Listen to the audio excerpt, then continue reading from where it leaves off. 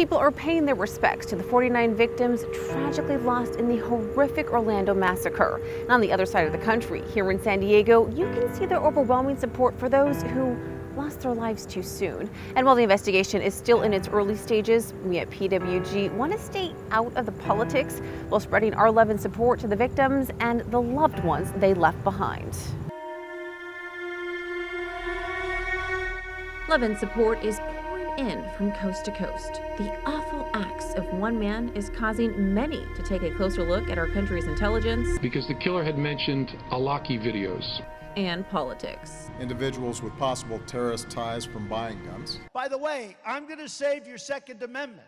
Donald Trump, the presumptive GOP nominee, says if more people were armed Sunday, there's a greater chance that less people would have died. And he's not alone. We gotta fight fire with fire. Gary Buzel, a retired police officer, agrees. He says what he learned from an Israeli Defense Force counterterrorism officer stands out to him most. He said, you guys don't know what terrorism is. He goes, we dealt with that every day. Buzel believes that more of that type of tactical training would help officers here at home fight extreme situations. But it's not to say the off-duty police officer working at Pulse Nightclub that morning of the attack or the two responding officers had an easy task aiming at Mateen, especially if innocent bystanders were nearby. Still hear my police academy instructors screaming in the back of my head, watch your backdrop, watch your backdrop. This echoes one of the 4 basic rules of firearm safety, to be sure of your target and its surroundings. Well, you're the one ultimately responsible for where that bullet ends up, intentional or not.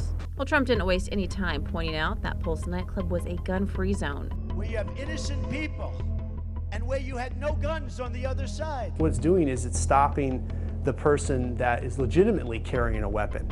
And that person is not a threat to society. The threat to society are these people like Omar Mateen.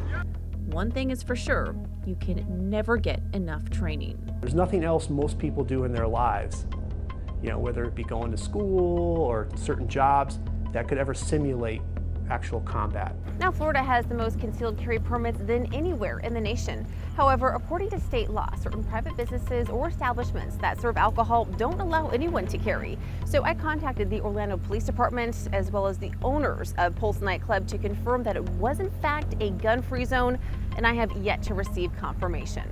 For PWG, I'm Natasha Sweet.